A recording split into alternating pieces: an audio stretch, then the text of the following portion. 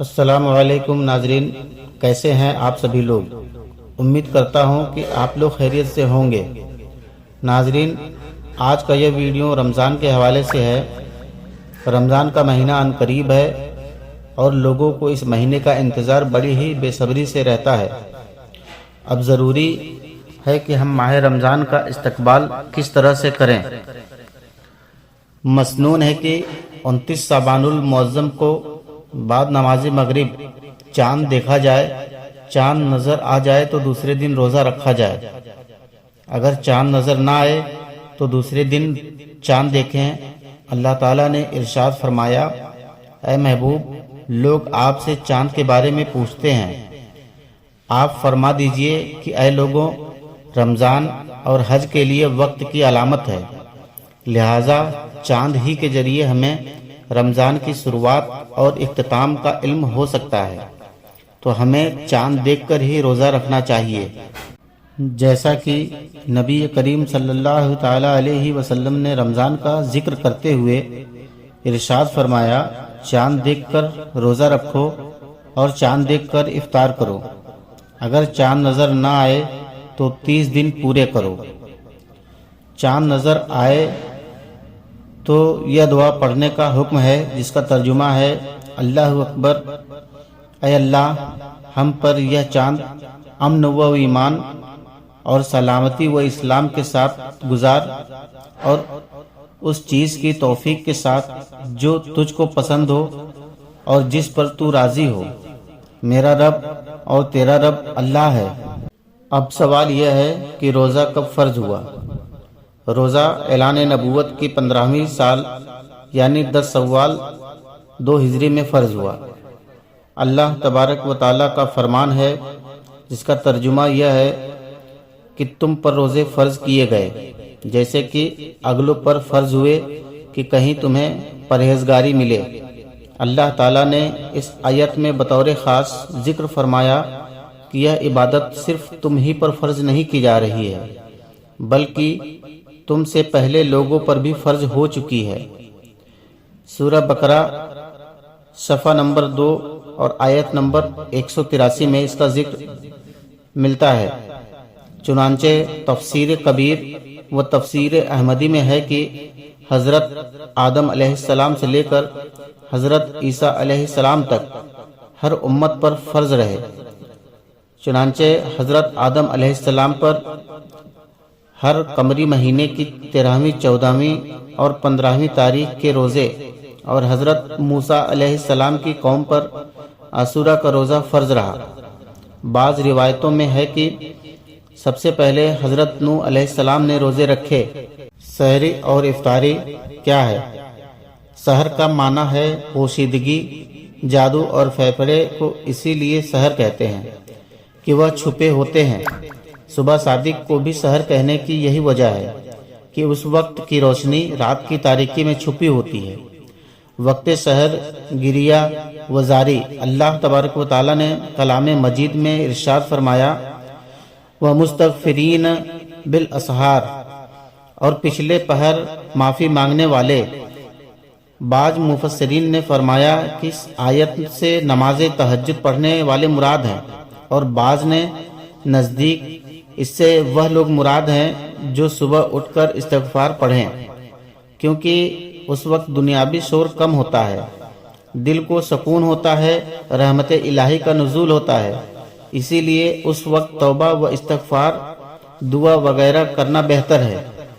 سحر کے وقت توبہ و استغفار کرنا اللہ کے برگزیدہ بندوں کی عادت کریمہ رہی ہے۔ روزانہ کی معروفیتوں کی وجہ سے ہمیں سحر کے وقت اٹھنے کا موقع نہیں ملتا کہ ہم اس وقت بارگاہ صمدیت میں استغفار کریں، لیکن ماہ رمضان المبارک میں روزانہ سحری کے لیے ہم بیدار ہوتے ہیں، تو ہمیں چاہیے کہ ہم کم از کم 2 رکعت نفل ادا کر کے بارگاہ رب العزت میں سر بسجود ہو جائیں اور استغفار کر کے سحر کے وقت مغفرت طلب کرنے والوں میں شامل ہو جائیں۔ توبہ اور دعا کی قبولیت کے اوقات۔ سال بھر میں بعض اوقات ایسے ہوتے ہیں جب اللہ کی رحمت پکارتی ہے کہ ہے کوئی پکارنے والا کہ اس کی پکار سنی جائے، ہے کوئی مانگنے والا کہ اس کا دامن مقصود بھر دیا جائے، تو اگر کوئی بندہ ان اوقات میں دعا کرتا ہے تو اس کی دعا بارگاہ یزدی میں مقبول ہو جاتی ہے۔ رات کا پچھلا پہر، جسے عموماً تہجد کا وقت کہا جاتا ہے، اس وقت بھی اللہ تبارک و تعالی اپنے بندوں کی دعا قبول فرماتا ہے، اور یہ وقت قبولیت دعا کا خاص وقت ہو جاتا ہے، جیسا کہ اللہ کے پیارے حبیب صلی اللہ تعالی علیہ وسلم نے ارشاد فرمایا، اللہ تبارک و تعالی رات کے آخری تہائی حصے میں آسمان دنیا کی طرف متوجہ ہوتا ہے اور فرماتا ہے کوئی مانگنے والا جس کو میں عطا کروں، ہے کوئی دعا کرنے والا جس کی دعا میں قبول کروں، ہے کوئی بخشش طلب کرنے والا جسے میں بخش دوں، حتیٰ کہ صبح ہو جاتی ہے۔ نماز تہجد کا پڑھنا۔ نماز تہجد حضور رحمت عالم صلی اللہ تعالی علیہ وسلم کی نہایت ہی پسندیدہ سنت ہے۔ آپ نے اس پر دوام برتا ہے اور نہایت ہی پابندی کے ساتھ اس کو ادا فرمایا ہے۔ ویسے تو ہمیں بھی اس سنت کی پابندی کرنے کی ہمیشہ کوشش کرنی چاہیے، لیکن ماہ رمضان المبارک میں اس کی ادائیگی کا ہمارے پاس بہترین موقع ہے، اور وہ یہ کہ سحری کرنے کے لیے جب ہم اٹھتے ہیں اس سے چند منٹ پہلے اٹھ کر اللہ تعالیٰ کی بارگاہ میں نماز تہجد کی چند رکعات پڑھ کر خراج بندگی پیش کر دیں، انشاءاللہ تعالی ہمیں اس کی برکت ضرور حاصل ہوگی۔ تہجد کا معنی۔ لفظ تہجد، جس کا معنی ہے کچھ دیر سونا، باب تفاعل میں آ کر اس میں سلبیت کا معنی پیدا ہو گیا، جس کی وجہ سے اس میں تکے نیند یعنی جاگنے کا معنی پیدا ہو گیا۔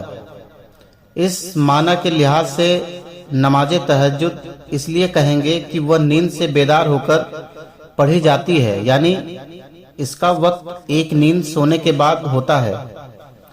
نماز تہجد کا وقت نماز عشاء کے بعد سے سحری کے وقت کے ختم ہونے تک ہے، مگر اس کے لیے شرط ہے کہ رات میں کچھ دیر سو کر اٹھنے کے بعد ہی اسے پڑھ سکتے ہیں۔ نماز تہجد کی رکعت۔ حضرت ابن عمر رضی اللہ عنہ بیان کرتے ہیں کہ ایک شخص نے رسول اللہ صلی اللہ علیہ وسلم سے نماز تہجد کی رکعت کے بارے میں سوال کیا، تو آپ صلی اللہ تعالی علیہ وسلم نے فرمایا، دو رکعت پڑھو۔ حضرت ابن عمر رضی اللہ عنہ سے پوچھا گیا، دو رکعت کا کیا مطلب ہے؟ تو انہوں نے فرمایا، ہر 2 رکعت کے بعد سلام پھیر دو۔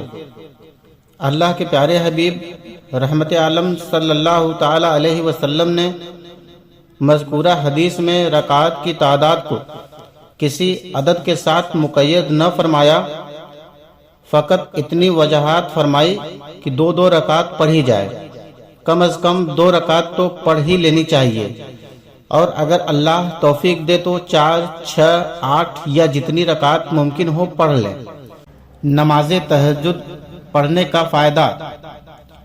تہجد کی نماز اگر ہم نماز فجر سے کچھ دیر پہلے پڑھیں تو اس کا ہمیں ایک بہت ہی اہم فائدہ میسر آئے گا، وہ یہ ہے کہ اس وقت فرشتوں کی ڈیوٹی کے بدلنے کا ہوتا ہے، کیونکہ کچھ فرشتے صبح فجر سے عصر تک زمین پر رہتے ہیں اور کچھ فرشتے عصر سے فجر تک۔ اسی لیے اللہ تعالیٰ نے یہاں نمازوں کی محافظت کا ذکر فرمایا، وہاں نماز عصر کا خصوصی ذکر فرمایا، جیسا کہ فرمان باری تعالیٰ ہے، نماز کی محافظت کرو، اور خصوصاً بیچ والی یعنی عصر کی۔ تو جب ہم تہجد کی نماز پڑھیں گے تو دن اور رات کے دونوں فرشتے ہمیں مصروف عبادت دیکھیں گے اور دونوں کے رجسٹر میں ہماری عبادت لکھی جائے گی، جیسا کہ نبی کریم صلی اللہ علیہ وسلم نے فرمایا، آخری شب میں نماز پڑھی جائے وہ فرشتوں کی حاضری کا وقت ہے۔ تہجد کی رکعات کو لمبی کرو۔ حضرت جابر رضی اللہ عنہ کہتے ہیں کہ رسول اللہ صلی اللہ علیہ وسلم نے فرمایا، وہ نماز زیادہ فضیلت والی ہے جس میں قیام لمبا ہو۔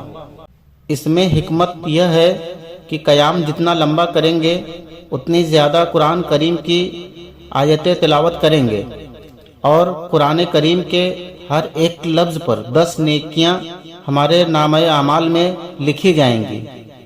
اس طور پر ہم ڈھیر ساری نیکیاں اپنے دامن میں جمع کر سکیں گے، جو کہ قیامت کے ہولناک دن میں ہمارے کام آ سکیں گی۔ سحری بھی سنت رسول ہے۔ سحری کھانا حضور صلی اللہ علیہ وسلم کی سنت ہے۔ سحری روزہ رکھنے کے وقت سے پہلے آخری وقت میں کھائی جائے۔ نبی کریم صلی اللہ علیہ وسلم نے اس کی تاکید فرمائی ہے، جیسا کہ حضرت انس ابن مالک رضی اللہ عنہ فرماتے ہیں کہ رسول اکرم صلی اللہ علیہ وسلم نے ارشاد فرمایا، سحری کیا کرو کیونکہ سحری میں برکت ہے۔ دوسری حدیث ابو داؤد ترمذی سے روایت ہے کہ آقائے نامدار مدینے کے تاجدار صلی اللہ علیہ وسلم نے اس طرح فرمایا ہے کہ ہمارے اور اہل کتاب کے روزوں کے درمیان فرق سحری کھانے میں ہے۔ ایک اور حدیث میں رسول اللہ صلی اللہ علیہ وسلم نے فرمایا کہ اللہ اور اس کے فرشتے سحری کھانے والوں پر درود بھیجتے ہیں۔ اسی طرح اللہ کے پیارے حبیب صلی اللہ علیہ وسلم نے ارشاد فرمایا، دوپہر کو تھوڑی دیر آرام کر کے قیام اللیل میں سہولت حاصل کرو، اور سحری کھا کر دن میں روزے کے لیے قوت حاصل کرو۔ سحری ضرور کھایا کرو کہ اس میں دارین کی بھلائی ہے، اتباع سنت بھی اور رزق میں اضافہ کا سبب بھی، اور عاشق رسول صلی اللہ علیہ وسلم کے لیے اتنا بس ہے کہ فلاں کام میرے نبی کریم صلی اللہ علیہ وسلم نے کیا ہے۔ رب قدیر ہم سب کو اپنے پیارے حبیب کی پیاری سنتوں پر عمل کرنے کی توفیق فرمائے، آمین۔